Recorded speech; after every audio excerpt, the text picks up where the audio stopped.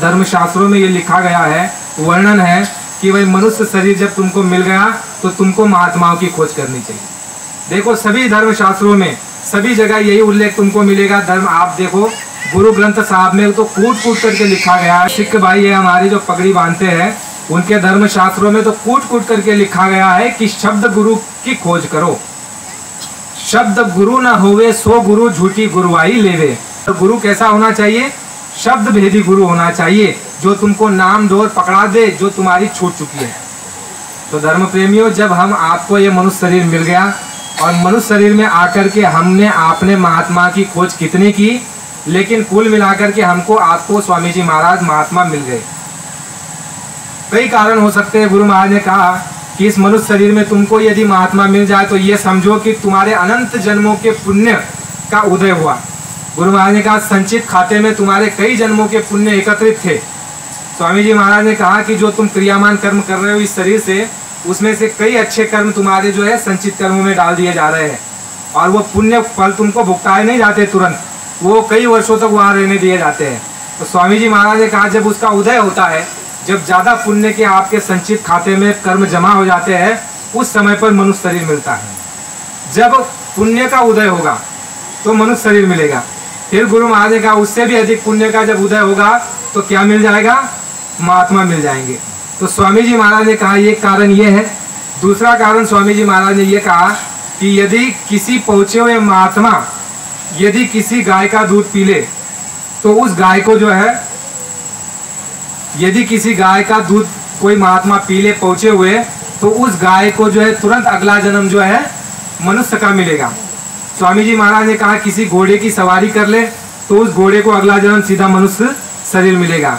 फिर स्वामी जी महाराज ने कहा किसी पेड़ की छाव में महात्मा, सच्चे पहुँचे हुए महात्मा, शब्द भेदी जो महात्मा होंगे, किसी पेड़ के छाव में यदि बैठ जाए थोड़े समय के लिए या किसी पेड़ का फल खा ले तो उस पेड़ को जो अगला जो जन्म उसका होगा वो सीधा मनुष्य शरीर होगा। कि संतों का मिलना बहुत दुर्लभ है। स्वामी जी महाराज ने कहा कि जैसे हीरे जो होते हैं लाल होते हैं, वो बोरी में नहीं भरे जाते, और संत जो है वो झुंड में नहीं रहते हैं। स्वामी जी महाराज ने कहा जैसे हर हाथी के मस्तक में गजमुक्तार नाम का मणि नहीं होता। गजमुक्तार नाम का मणि ऐसा होता है जो विलक्षण होता है, सभी हाथियों के मस्तक में नहीं रहता है, और सभी आश्रमों पर सच्चे महात्मा नहीं रहते। तो इसी तरह से स्वामी जी महाराज ने कहा सच्चे महात्मा, पहुँचे हुए महात्मा मिलना अति दुर्लभ है। लेकिन जैसे तैसे आपको महात्मा मिल गए तो स्वामी जी महाराज ने जब हमको आपको अपनाया, जब हम आप स्वामी जी महाराज के दर्शन किए, उनके पास गए, किसी भी कारण कोई भी बहाना बनाया हो, स्वामी जी महाराज महात्मा जो खेल करते हैं, कोई भी कारण बनाया हो, स्वामी जी महाराज ने कहा कि महात्मा खेल करते हैं, बच्चा मैं खेल करूंगा और खेल खेल में ही तुमको पार कर दूंगा। ये स्वामी जी महाराज के वचन है, बच्चा खेल खेल में ही मैं तुमको पार कर दूंगा। यानी तुमको बोध भी नहीं होगा और कठिनाई भी नहीं मालूम पड़ेगी, लेकिन उस खेल में तुम भ्रमित मत होना। यानी जो खेल मैं करूंगा उस खेल को, उस वचन को, उस विचार को, उस व्यवस्था को तुम स्वीकार कर लेना, तो खेल खेल में तुम्हारा कल्याण हो जाएगा, खेल खेल में तुमको पार कर दूंगा। लेकिन मेरे खेल में यदि तुम भ्रमित हो गए, तो स्वामी जी महाराज ने कहा मेरे खेल में यदि तुम भ्रमित हो गए तो अटक जाओगे, रुक जाओगे। जैसे आप इतिहास उठा करके देखो, कितने खेल है गुरु महाराज के, ये सब खेल है, लेकिन उसमें मूल उद्देश्य, मूल लक्ष्य ये है कि आपके हमारे कर्मों की शुद्धि और सफाई, और हमारा आपका रास्ता सफल और सुफल बनाना, और जल्द से जल्द हमको आपको यहाँ से निकाल ले चलना, ये मिट्टी के ढेर। और गुरु महाराज ने कहा ये काल भगवान का देश है, और न जाने कब उसका कहर तुम्हारे ऊपर बरस जाए। या डर का देश है, भय का देश है, कब न जाने काल आकर के खड़ा हो जाए, और कब काल और माया तुमको घेर ले और तुमको फंसा ले। कोई किसी का जो है हाथ में है ये। स्वामी जी महाराज महात्मा ये कहते हैं कि काल डंडा लेकर के भागे और माया जाल, और इनसे तो वही बच पाए जिनका गुरु है दयाल। काल डंडा लेकर के भाग रहा है और माया जो है जाल लेकर के बैठी हुई है, जगह जगह जाल लगे हुए हैं। महात्मा जो है हमको आपको बड़ा जो है बड़ी सीधी और सरल भाषा में बताते हैं। स्वामी जी महाराज ने कहानी के रूप में हमको आपको क्या बताया, आपने सुना भी होगा, लेकिन इस बात को याद करते हुए आपके सामने जब कोई घटना घटे, आपको कुछ व्यवहार करना है, कोई आपके सामने आया, तो आपको उस पर चिंतन करना है कि ये जो आया है इसमें इसका क्या स्वार्थ है, या परमार्थ है, या ये निर्लोभी है, या संतोषी है, या इसके अंदर परोपकारी विचार है, ये मेरा हित चाहता है, इस कारण मुझे मेरे पास आया और मुझे कुछ कह रहा है करने के लिए। आपको इसका विचार विमर्श तब करोगे जब आप ये कहानी स्वामी जी महाराज की सुनोगे। स्वामी जी महाराज ने क्या कहा, गुरु महाराज ने कहा कि एक महात्मा जी थे, वो जाकर के जो है चिड़ियों को कहने लग गए कि देखो चिड़ियों, बहेली आएगा और वो आएगा तो क्या करेगा, वो सीधा तुमको नहीं पकड़ेगा। बहेलिया आएगा, ठीक है, पहले जाल बिछाएगा, फिर दाना डालेगा, फंसना नहीं। तो चिड़ियों ने जो है सुना, महात्मा जी ने उनको बताया कि देखो तुम फंस जाओगे यदि मेरी बात को याद नहीं रखोगे, तुमको इसको प्रैक्टिकल करना है।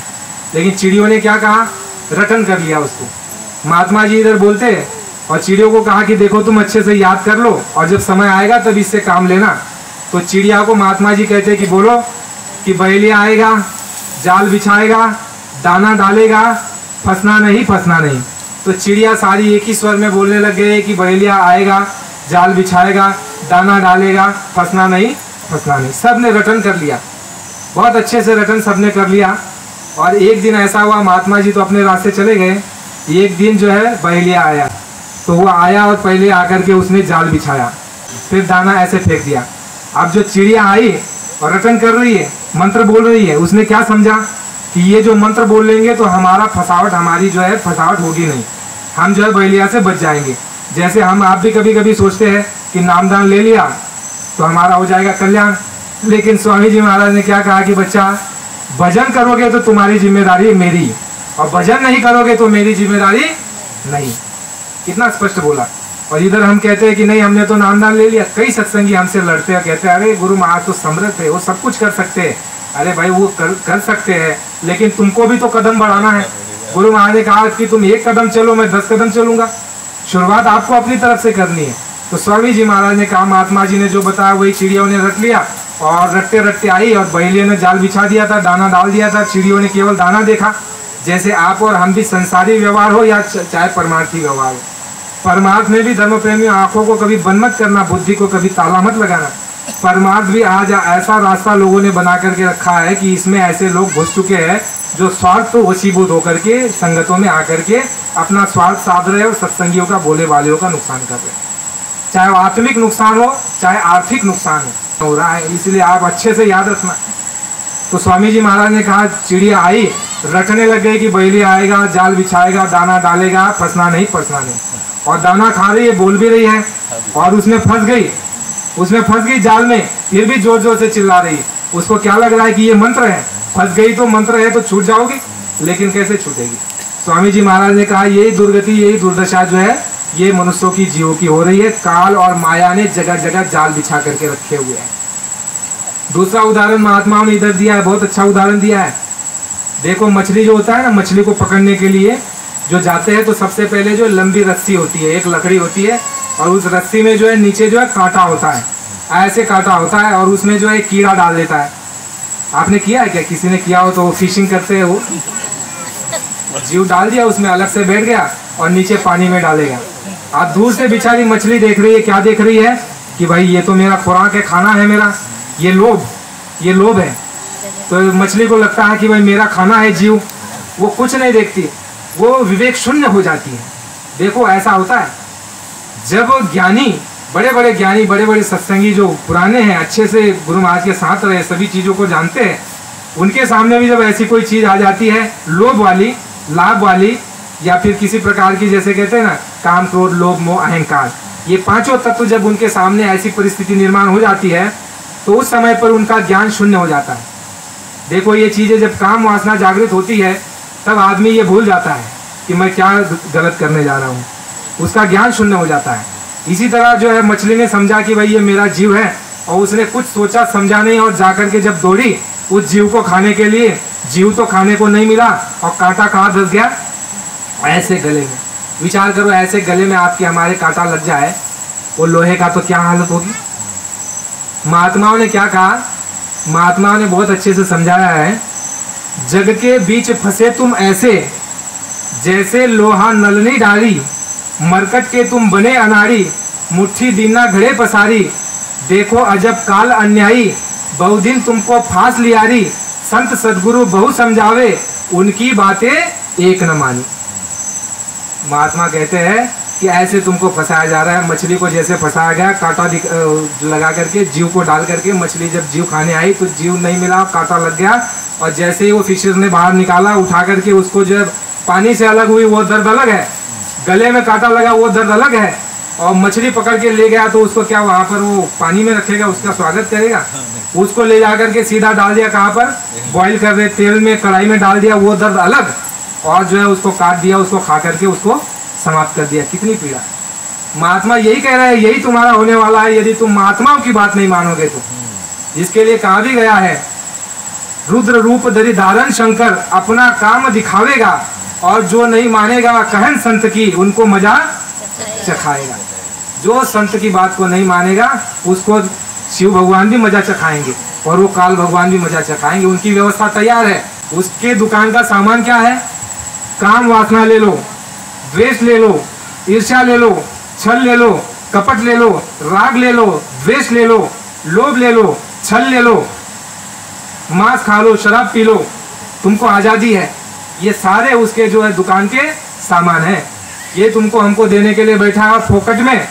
ये कहता है कि ये मुझे अभी नहीं चाहिए, मैं बाद में तुमसे ले लूंगा।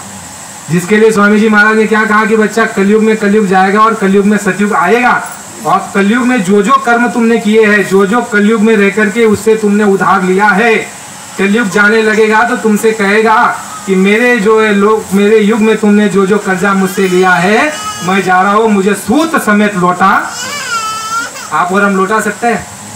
स्वामी जी महाराज ने कहा सूत समेत वो मांगेगा, और उस समय तुम उस कलयुग का कर्जा लौटा नहीं सकते। और जब तुम कर्जा नहीं लौटा सकते हो तो कलयुग क्या करेगा?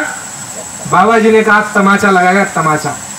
और बाबा जी ने कहा एक तमाचे में 20 करोड़ों का न्यारा प्यारा होगा। तभी तो कहा स्वामी जी महाराज ने कि 20-20, 15-15, 20-20 वचन लिखे हुए मेरे पास। 15-15, 20-20 कोस तक बच्चा चिराग जलता हुआ दिखाई देगा। आबादी इतनी समाप्त हो जाएगी। ऐसी विनाश लीला इस कलयुग में जो है सतयुग आने से पहले होने वाली है, यदि तुम कहन संत का नहीं मानोगे। दूसरी फसावट जो है महात्माओं ने क्या कही कि देखो, बंदर जो आप जो नाच देखते हो बाजार में, बंदर जो है मदारी बंदर को नचवाता है छड़ी लगा करके, जो है वो नाच कैसे होता है आपको मालूम है? महात्माओं ने बताया। महात्माओं ने कहा कि जब बंदर पकड़ने वाला जंगल में जाता है तो क्या करता है, बंगल तो ऐसे पकड़ने से रहा, क्योंकि बंदर ऐसा है जो किसी के हाथ जल्दी नहीं आता है, उसको प्रयोग से जो है पकड़ा जाता है। तो जो है बंदर पकड़ने वाला जाकर के क्या करता है, मटका लेकर के जाता है, और उसका मुंह जो होता है सकरा होता है, सकरा छोटा मुंह होता है, और जो है आपका घड़ा जो होता है मटके का वो नीचे से बड़ा होता है, और उसमें डाल देता है चना, और उसको ऐसे जंगल में रख देता है, और वो पेड़ की ओट लेकर के बैठ जाता है कि बंदर आएगा और चने के लोभ लालच में फंस जाएगा। अब बंदर जो है छलांग मारते मारते आता है, देखता है कि यह मटका है, मटके में जरूर कुछ होगा। छलांग मार करके आता है मटके के पास, देखता है अरे ये तो चना है। अब जैसे बंदर ने हाथ डाला तो ऐसे खुला था, और जैसे चना उसने पकड़ा तो क्या हो गया, मुट्ठी बंद हो गई। अब मुट्ठी बंद हो गई और मटके का जो मुंह है वो सकरा है, सकरा मतलब छोटा है। अब बंदर को ये भ्रम हो गया कि मुझे जो है मटके ने पकड़ लिया। ये साइंटिफिक है। महात्माओं ने कहा कि बंदर को ये ऐसा लगने लग जाता है, उसको यदि ज्ञान हो कि मटके ने मुझे नहीं पकड़ा हुआ है, मैंने ही मटके में हाथ डाल करके अपने आप को फंसा लिया है, लेकिन बंदर को ये भ्रम हो जाता है कि मटके ने मुझे पकड़ लिया, और वो बड़े जोर से चीखता है और वहां से चिल्लाता है कि मुझे, मतलब उसकी भाषा में कि भाई मैं फंस गया, मुझे बचाओ। लेकिन मटका वही पड़ा है, मुट्ठी छोड़ दे तो आजाद हो जाए, छुटकारा हो जाए, लेकिन हम मुट्ठी छोड़ते नहीं हैं, आजाद होते नहीं है। तो महात्माओं ने यही कहा कि जो तुम लोभ में विचरते हो, लालच में विचरते हो, ईर्ष्या करते हो, द्वेष करते हो, छल करते हो, कपट करते हो, और माँ बहन की पहचान खो देते हो, और ऐसा दुष्कर्म कर बैठते हो कि समाज में मुंह दिखाने लायक नहीं, ये सारे के सारे जो कर्म तुम करते हो जिसे पाप कर्म कहा जाता है, स्वामी जी महाराज ने कहा बच्चा पाप कर्म और पुण्य कर्म किसे कहते हैं? गुरु महाराज ने कहा कि दो ही शब्दों में समझो, जिस काम को करने में तुमको भय लगे वो काम कभी मत करना। जिस काम को करने में भय लगे उस काम को मत करना, जिसको काम को करने में प्रसन्नता लगे उस काम को तुम करना। तो धर्म प्रेमी, ऐसा काम जब हम कर लेंगे तो स्वामी जी महाराज ने कहा ये उसका फेंका हुआ जाल है, और उस जाल में तुम हम फंस गए।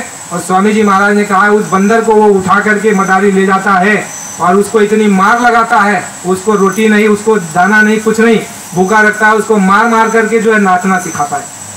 उसके बाद ला करके जो है बाजार में जो है नाच करता है और तुमको हमको बड़ी खुशी और ताली बजाते हैं कि देखो कितना अच्छा नाच कर रहा है। लेकिन हम आप महात्माओं का यदि सत्संग सुने होंगे तो हम उस बंदर की जगह अपने आप को पाएंगे। अपने आप को इसलिए पाएंगे कि महात्माओं की शरण न लेकर के, ध्यान भजन सुमिरन न करके, अपने आत्म का कल्याण के रास्ते पर न चल करके मैं जो लोभ लालच में विचर रहा हूँ, जो पाप कर्म जो है रात दिन कर रहा हूँ, इसके प्रतिफल मुझे भी इस तरह से बंदर की योनि में डाल दिया जाएगा और मुझे भी जो है बंदर बन करके मुझे भी जो है गाँव कस्बों में जाकर के खेल करना पड़ेगा और मुझे भी ऐसी मार पड़ेगी। हम यदि ज्ञानी विवेकी होंगे तो ये जरूर समझेंगे कि ये बंदर की जगह, आज ये बंदर है कल मैं इसकी जगह हूँ।